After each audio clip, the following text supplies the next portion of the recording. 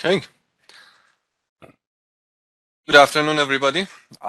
Thanks for joining today's NC-CAV seminar. Today, we have Mr. Lin as a speaker, and the title of the talk is on next generation wireless networking architecture for vehicular communications.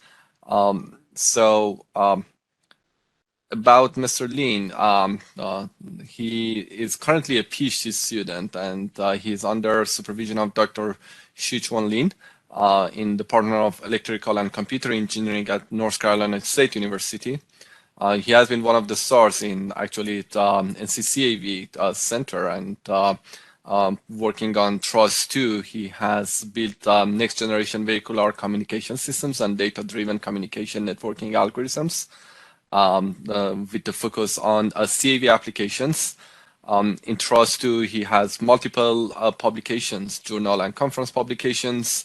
He has constructed communication, kind of vehicular communication platform, which combines realistic transportation module and a 5G specification defined communication module to develop and validate CAV algorithms. Using this platform and testbed, a spectral sensing algorithm and a cooperative neighboring vehicular positioning algorithm is developed, and he has leveraged the power of deep learning techniques to improve the safety and efficiency of the CAVs.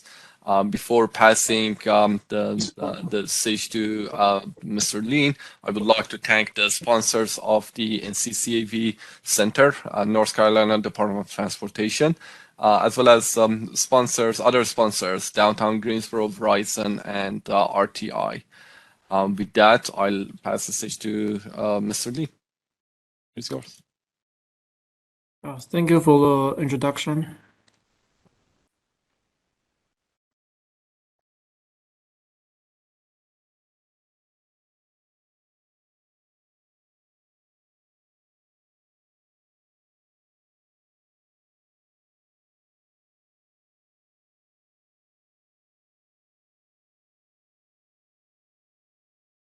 We do not hear you. I think you have been muted.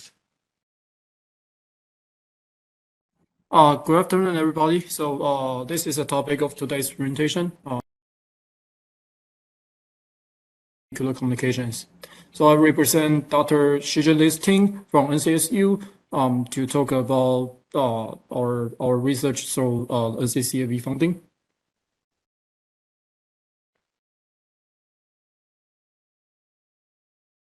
So first of all, I want to talk about what's the motivation of our work. So in other words, why we need next generation wireless networking architecture in vehicular scenarios.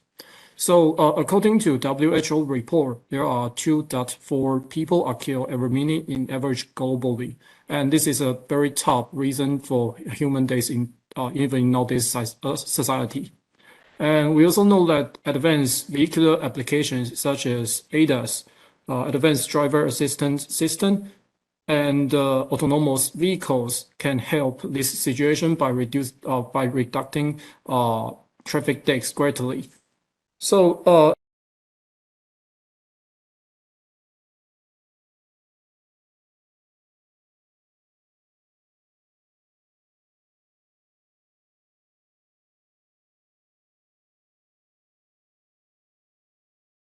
other vehicles and the infrastructure.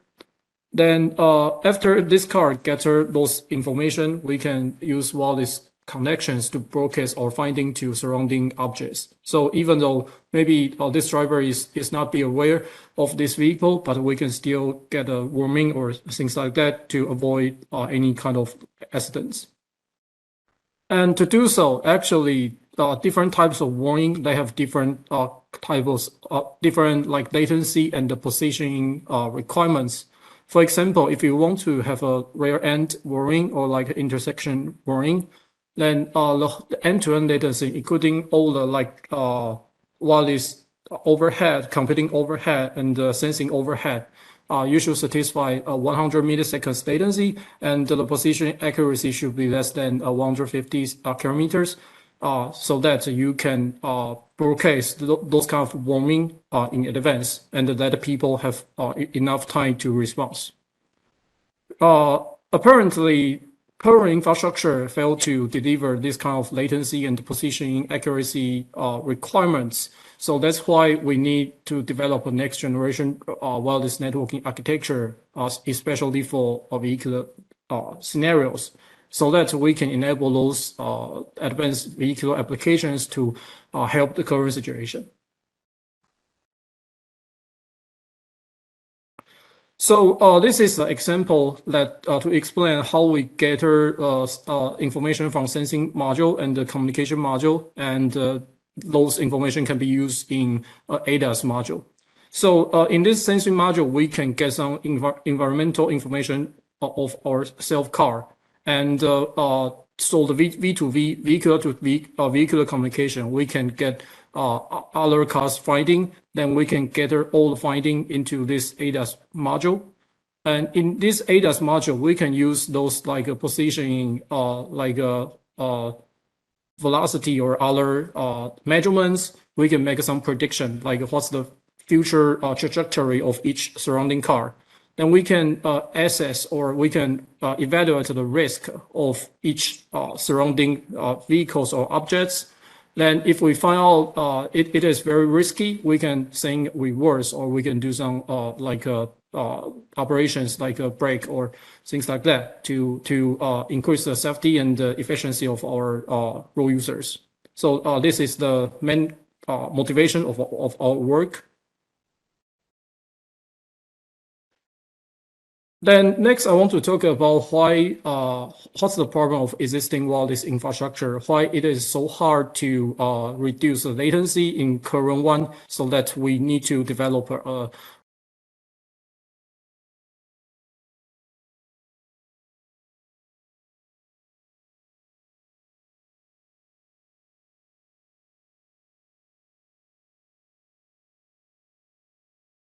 our top priority, but we cannot skip some protocol to reduce the latency to achieve our final goal. You should run all the protocol to enable a successful transmission. Another point is that in current infrastructure, we didn't consider edge computing capability. So in here, it's like if we receive a computation request, all we can do is to upload this request to cloud, and in cloud we have powerful centers. After we finish the computing here, we can send back the response to the infrastructure, roadside infrastructure. But this round trip time will result in a very high latency. For example, it's 100 milliseconds in this case, and because in our proposed next generation wireless infrastructure, we consider edge computing capability, so we can also reduce the latency. So the example is here. Instead of uploading everything to the cloud, we can deal with this kind of request locally. So the round trip time can be significantly reduced. So in this case, 0.1 millisecond. And if we go back to the requirements here, we can see if you use traditional infrastructure, solely the wireless transmission overhead is almost 100 milliseconds. So in that case, it is very hard to satisfy those requirements. So that's why we need next generation infrastructure. So our idea is that we propose a software-defined platform, and we bring intelligence into such platform. As a result, we can customize protocol designs. So in in vehicular communication scenario, we know that latency is our first priority. So we can customize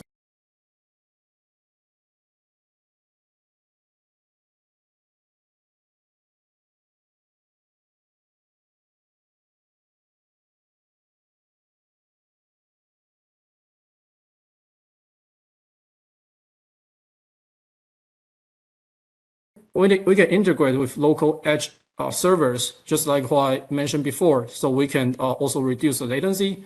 And finally, we because this is software-defined platform, so our platform is very suitable to employ popular AI MLO or DLO solutions to improve the communication efficiency. And so with these 3 points, that's the main advantage of our suggested platform. To better understand why our platform is more suitable to employ those popular learning-based solutions, we need to take a look on what's the current status or what's the current situation of the validation or the development of learning-based vehicular communication algorithms.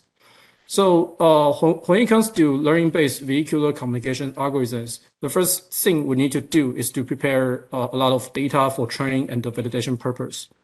And there are 2 ways to do so. The first way is that we can use simple mobility model. So for example, it's like here, we can use Manhattan grid mobility model. Based on this topology, we generate some vehicles running upon it, and we can record those trajectory and train our machine based on those trajectory.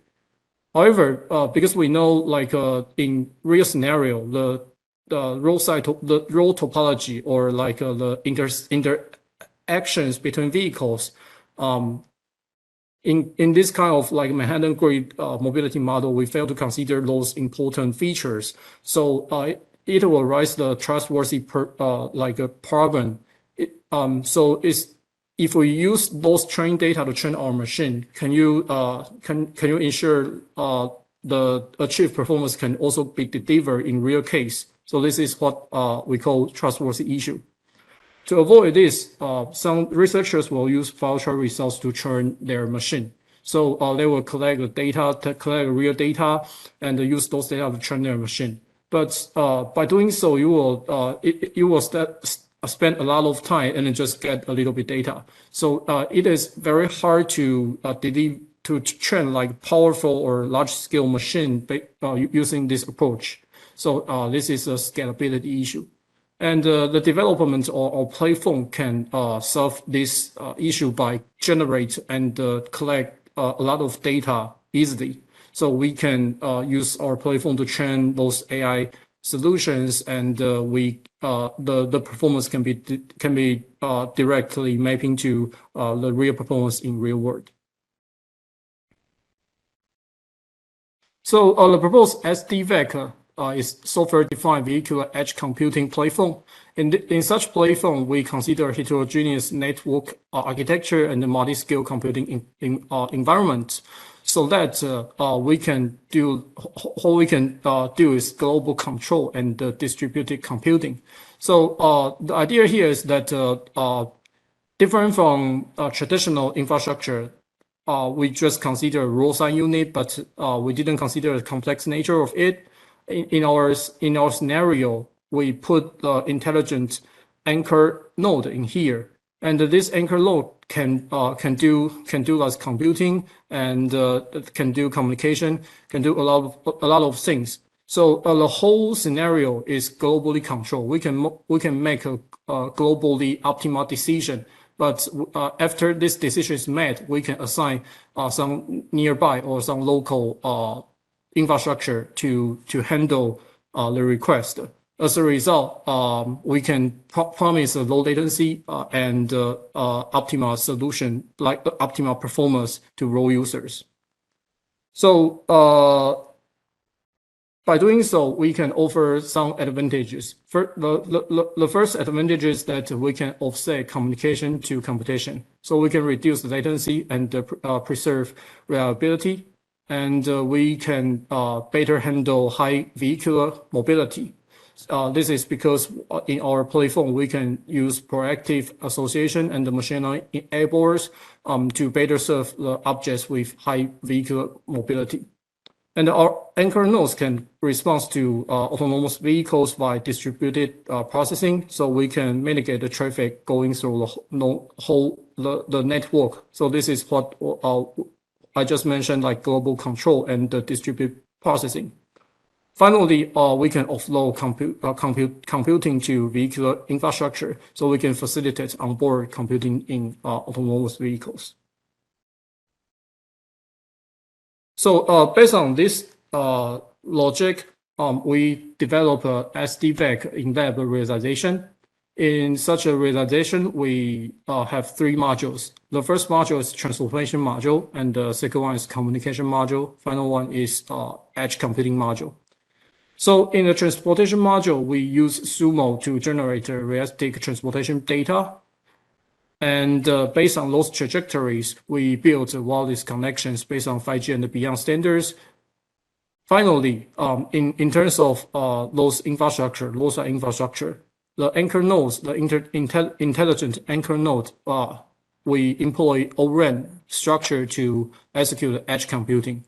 So so this is the next generation infrastructure, and based on this kind of scenario, we can build some end-to-end control mechanism upon it.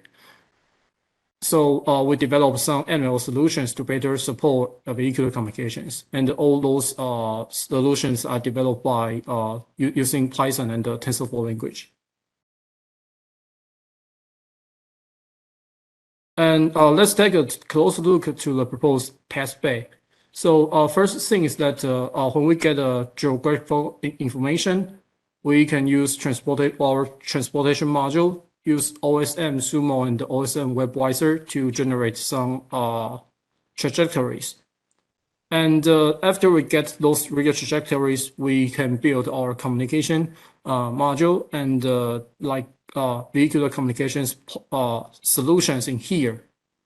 So we can see, like in test.1, there's people here, and there are 3 vehicles here. So there are 3 V2I connection, vehicular to infrastructure connection, and there are some V2V connection, vehicle to vehicular connection. And as the time going to test.2, every object is moving. So like the number of connections are different, and the distance between each connection, like from transmitter side to receiver side, is also different. And we can see it is still moving in test.3. So using this platform, we can mimic those very realistic trajectory or behavior, or even like the interactions between vehicles, and we can train our machine using those data. So it is more highly convincing, and we can produce a lot of data compared to aforementioned two-way, like the simple mobility model, or use field try to collect some real data. And currently in our transportation module, we have 3 scenarios: urban scenario, suburban scenario, and a highway scenario. And in our communication and networking module, we support sub-6 GHz, which is the most common use band in 4G and the 5G system. And we also support N-wave, which is supported by 5G standards, and terahertz is a band which will be used in 6G communication system. We support those 3 bands, so you can use our platform to test your algorithm in different kind of bands, consider different kind of behaviors of those bands. And in computation module, we support on-device computing, edge computing, and cloud computing. So you can assign, like if we use on-device computing, what's the achieved performance and latency? If we move our computing to edge or even to cloud, what's the trade-off? What's the trade-off between performance and latency? So you can use those options to evaluate your performance and make sure your proposed algorithm is ready to be deployed in real scenario. So this is our transportation module. In our transportation module, we can use Google Map to capture the region of interest. So for example, we capture downtown Raleigh as an example. Then we can use OSM WebWiser to extract the topology, road topology in the region of interest scenario. And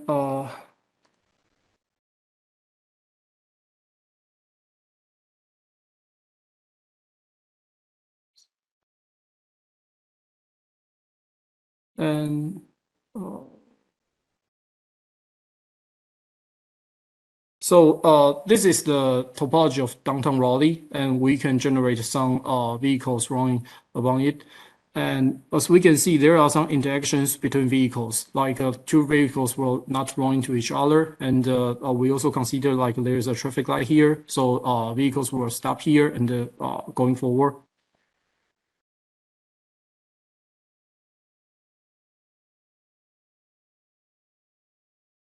So after we use Sumo to generate those realistic trajectory from our transportation module, we will place some base station in fixed positions here. And the parameters of those base stations are closely follow the latest 5G and beyond standard, like what's the coverage, what's the transmit power, what's the number of elements base station can support. We follow very closely with the latest 5G standard to simulate our algorithm in 5G scenario.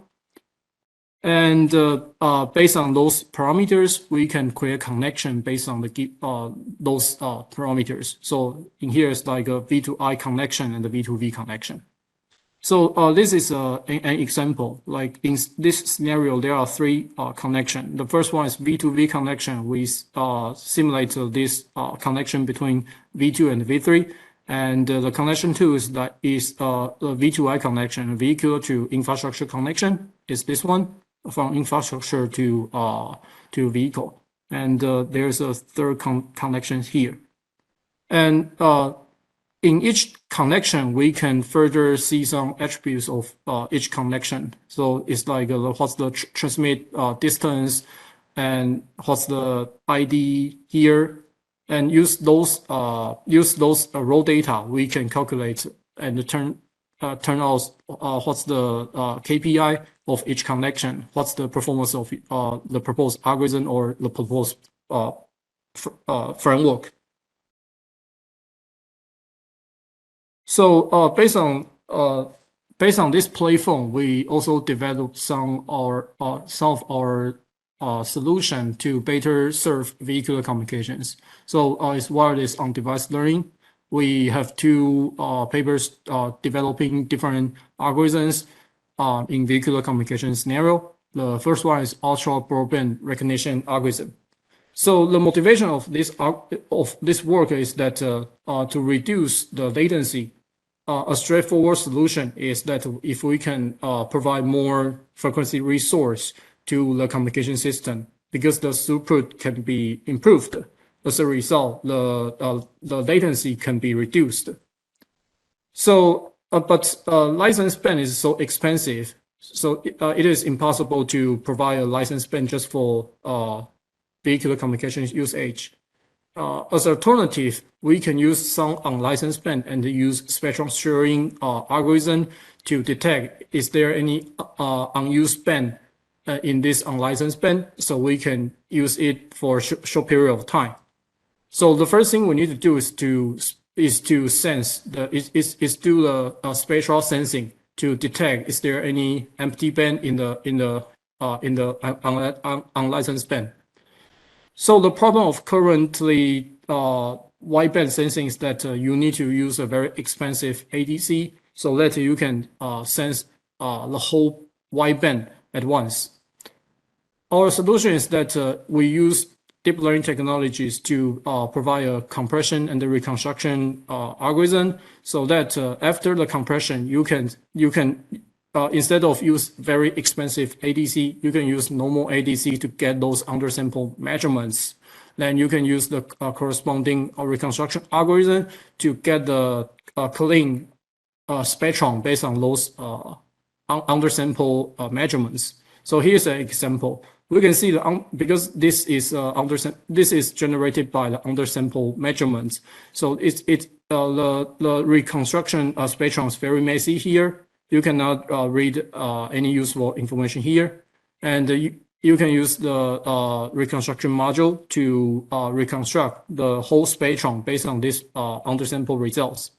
So in here we can see the reconstruction results actually very close to the original spectrum. and we are able to identify. So there is a lot of existing transmissions over here with different power, and we can use those empty bands in a short period of time to conduct a wireless connection. So this is the idea of this research. And in the performance evaluation part, we compare our solution with state-of-the-art algorithm, which is generated adversary network algorithm. So our finding is that we can use different KPI or performance indicator to evaluate the performance of our algorithm and the game-based algorithm. But no matter which kind of performance indicators used, well, our solution always outperform the latest skins by deliver lower MSE and a higher similarity.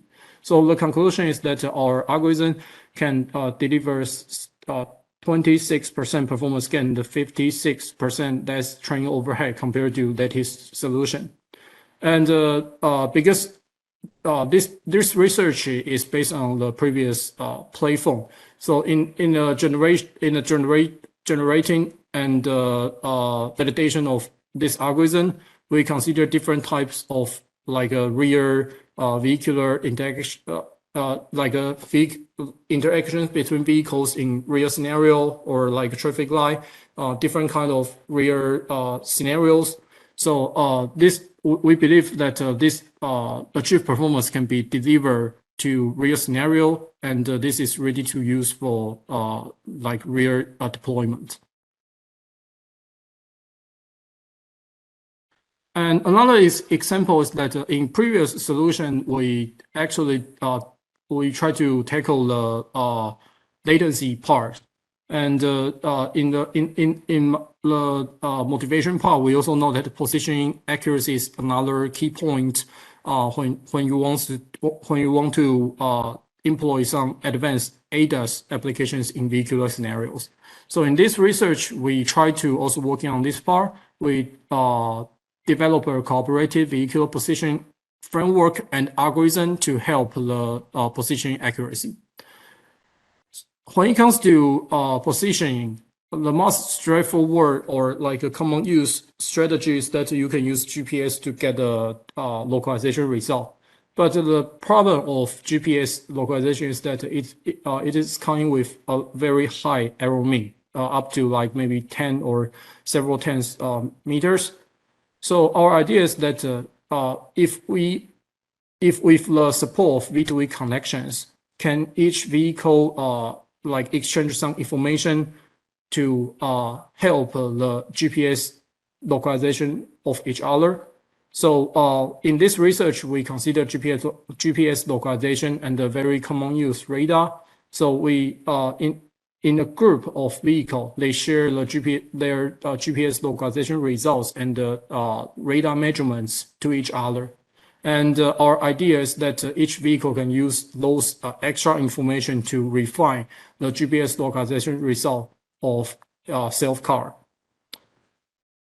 And the novelty of this research is that in this research, we consider this a group of vehicles as a graph. And in our simulation parts, we demonstrate that by considering this graph topology, actually we can provide a real-time processing compared to other structure of neural networks. So we can take a look on the performance first. We run our simulation in suburban case and urban case. And this green line is the CMVPS, which is the state-of-the-art algorithm based on optimization to do the aforementioned information fusion.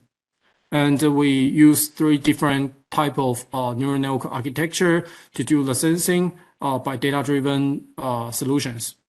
And we can see because the optimization-based algorithms cannot deliver the flexibility to fuse multiple samples from different time slots. So even though we have a lot of like multiple time slots, the performance is still fixed, cannot be reduced. But with the flexibility of deep learning technology, we are able to reduce the error mean if you employ more samples from different time slots. And we can see GCN, which is the blue line here, can always deliver the lowest error mean. And in suburban case, the tendency is actually very similar to urban case. Finally, we can take a look on the complexity analysis. We can see if we use LSTM or MLP, these two types of neural network architecture, actually the number of trainable parameters is like five times is 5 times more than GCN case. So our conclusion is that we can outperform latest optimization schemes with 50% performance gain and enable real-time processing. So after we're talking about our transportation module and the communication module, the final part is that our smart edge network, which is ORAN part. So actually, this ORAN is the 5G standard and will be employed as the standard of future 6G communications. And actually, this anchor node can be divided into several parts, like cloud, regional cloud, edge cloud, and the cell site. So different from traditional infrastructure, in which they didn't consider this kind of complex nature of future infrastructure. In 6G or 5G beyond communications, each part can do different job with different like time gravity. So we consider this in the deployment and the development of our SD-back platform. And here's the example. Like if you want to do some like policy or models or slicing, and the scale is larger than 1,000 device, then you should put your algorithm in the time scale in non-real time, and your algorithm, the end-to-end latency will larger than 1 milliseconds. And if you want to support some advanced ADAS applications, and like the requirement is latency requirement is less than like maybe 100 milliseconds, so you can consider to deploy your solution in those parts, so that your algorithm can in the time scale with real time, like less than 1 milliseconds or less than real time, less than 10 milliseconds. So by considering this kind of complex nature of future infrastructure, we are able to skip some heavy loaded protocol and provide the low latency guarantees to support those advanced ADAS applications or even self-driving vehicles. So after like almost 2 years of this project, that's our like finding and the conclusions. And we with this in-depth platform in hand, we are still able to do some next step as future research directions. So the first thing we can do is that in our transportation module, we can further consider 3G buildings, so that we can extend our scenario not only like the vehicles, we can also consider UAV to conduct like 3D communication. And this is also a very hot topic in communication society right now. And in our control mechanism, we develop some learning-based algorithm. And our next step is that so, for example, in our this spectral sensing algorithm, actually, if you want to train your machine, if you want to use your machine in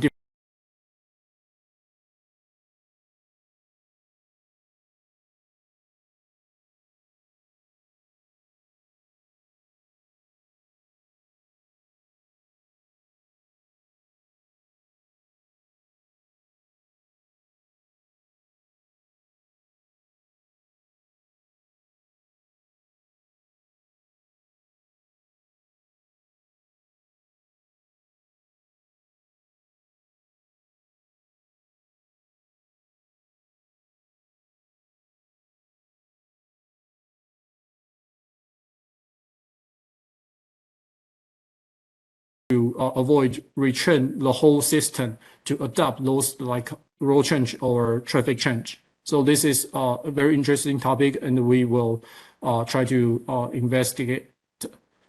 And finally, is that we also want to use this as a digital twin, so that we can train multiple agent reinforcement learning-based resource allocations to better serve vehicular scenarios.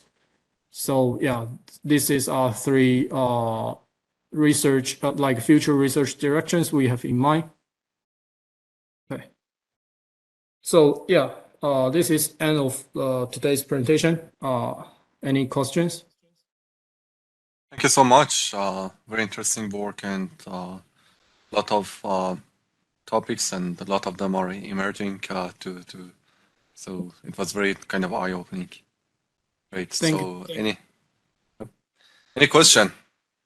First of all, I really enjoy your talk. Very clear. And as a graduate student, PhD student, I'm sure your advisor and we are very proud of what you have done. I can tell you that. But now let me ask a couple of questions. Okay. You mentioned in a slide, I think it was 13 or 14.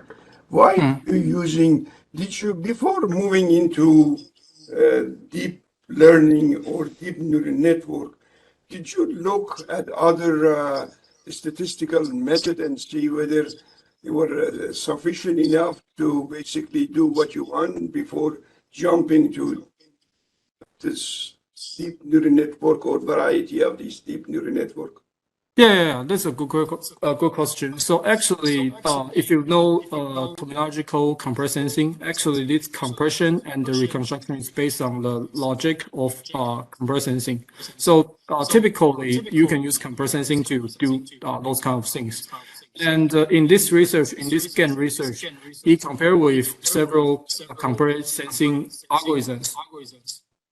So the results show that because neural network after reconstruction, neural network can take this into consideration, like is this reconstruction spectrum looks normal or not? So based on this logic, we can better supervise the training of neural network algorithms. So that's why like neural network algorithms can deliver like a better performance compared to traditional compression sensing algorithms. So yeah, so your question is, yes, we consider traditional optimization-based algorithm. We not just jump to data-driven solutions, and because our finding, we suggest deep learning algorithms can be used to deliver better performance in this kind of situation. Great, thank you. And then when you say real time, what do you mean by that, real time? Okay, once you train the model, so because you have,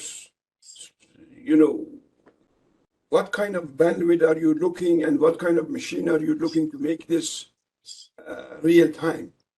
Yeah, so I didn't explain very clear, but actually when I say real time, I mean like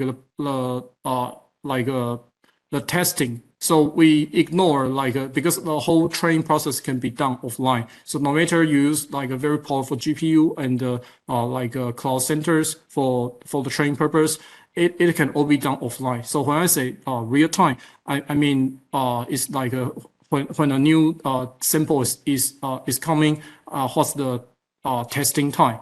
So for example, in a lot of works, communication system designs, maybe you will use like brute force and other very complex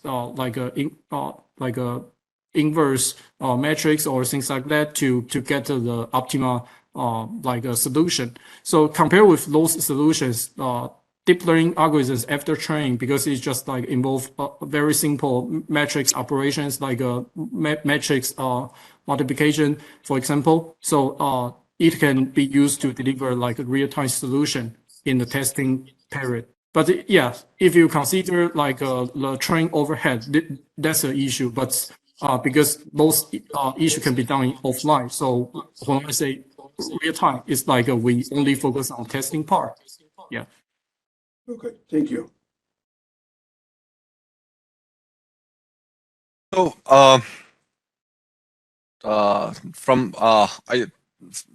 I know under Trust 2, there was a conversation toward the kind of readiness of North Carolina and the whole transportation community to kind of move toward these sort of topics, which to some degree they are in concept stage. So. And I think that's part of the things that was being discussed under Trust too, but it would be great if you can also provide a brief sort of overview to how, or maybe a short explanation right now, how go from these concepts to really actual implementations. How does it take? What are the major components that are that may delay or may challenge the implementation of these ideas?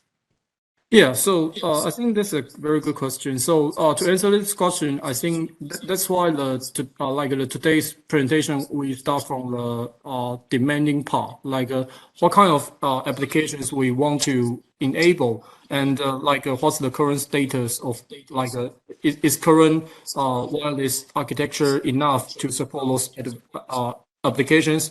So those literature review, we noticed that actually current architectures is failed to support those advanced applications. So that's the motivation why we need to develop next generation wireless architecture. And in current status, we develop in-depth test bed, and in that environment, we make sure if you use next generation architecture, you can enable those applications by satisfying those end-to-end latency and the position accuracy. So I think so this is the current status we demonstrate. If you use the proposed architecture, we can support those applications to better improve the safety and efficiency of NC role users. Our next step will be we can have a real implementations to use those architecture in real vehicular communication scenario. I think that will be our next step. Yeah. Okay, nice. And then in your simulation, even though it was in downtown Raleigh, I believe, the scenario that you showed there, so still there were quite not many large number of vehicles were able to be captured there. And all we are discussing here is about mass communication, mass data transportation, and mass sort of everything is a sort of very large scales. And that simulation that you showed there, even though it was interesting, but wasn't that much proving that concept of mass communication, mass transportation to that degree. How many vehicles do you think can be kind of supported via this simulation, and how large the network can be yet still use this concept or this simulation platform that you have developed? Yeah, so we try to answer your question because in our simulation we consider, so you can see in our transportation module we consider urban and suburban and highway case. So the major difference between those cases is like the number of vehicles. So we did some survey to see what's the average number of vehicles in different kind of scenarios, and so your like a massive scenario is kind of like a urban scenario. So we try to simulate our results based on those realistic parameters. And another point is that because in current vehicular communication scenario, the band assigned to vehicular communication is not very large. So that will be the upper bound of how many cars we can support in a scenario. I think so that's why we also develop like the spectral sensing technology, trying to get more frequency resources to support a massive number of vehicles. Yeah. Okay. Great. Thank you. Let me ask you another question. When you said scalable, what is the meaning of scalable here? Scalable to what? To more region? What do you mean by scalability here? Yeah, so in here, when I say the scalability, I mentioned like field trial results actually, because the generation of field trial results, it takes a lot of time. Maybe you should take several months in a specific location to collect some data. And using this way, it is impossible to generate a lot of data. And we know like some powerful machine learning technologies in nowadays, they require a lot of data, a lot of computing. So when I say scalability, I didn't say like in data amount level. It's like it is impossible to generate maybe like several millions of data, but using our platform, we can easily generate a large number of data. And just like what you mentioned, if you want to switch to another position, we can capture the topology of different location to generate different data. But this is very hard to be done using field trial results. So that's what I mean scalability. So to field, to me, then it means that you can have, just like the example that you showed downtown Raleigh, you can extend this to whole Raleigh rather than only one region, multiple region. Is that mean? Yeah.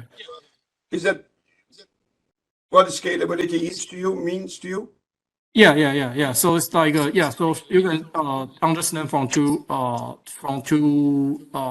perspectives. The first one is like given location, we can generate more data compared to field trial results, and we can move our location very easily. Yeah. So from those two point of view, we claim our solution is with a better scalability. Okay, then where can we find that is your platform that other can use it? Yes. So I don't know. You use a GitHub or you use somewhere that can you put it in the chat that people can grab it? So we definitely have like open source intention to share our research work. So currently in some of our publications, like after we generate the large number of those spectral sensing data, we share those data to research community. But so like the sharing of the whole platform is still in progress, and we maybe like using GitHub is a good suggestion to let people access our source code to generate the data they need for research purpose. Right, thank you. Thank you. Okay, I have a question. Okay. My question is, whenever from the presentation you have given so far, there's going to be in terms of practical implementation, there's going to be connection and disconnection over very short time periods. What do you have to say with regards to security, especially when it comes to latency? Somebody can just hop onto the network and then try to push traffic, and our key focus here is latency. What do you have to say with regards to security? So actually, one of my current work is working on like the security part, but in today's presentation we didn't mention a lot of like security. So so that's a good question, because in my current one of my current research, we consider if there is a malicious user trying to steal like the those like privacy, like those personal data from those connections, and how can we respond to that using resource allocation like a perspective. But in today's presentation, we just we would just want to provide this kind of platform and deliver, and we can let researchers to develop data-driven solutions based on it. So we didn't talk much about security right now, but this is a good point that we are currently working on it. Okay, thank you. Thank you.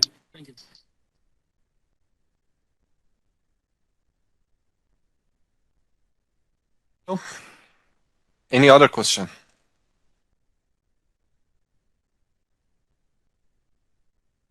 If not, thank you so much for this great talk again, and wish you good luck throughout your rest of PhD.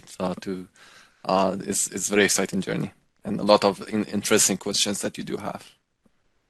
Thank you, Dr. Ali. Thank you.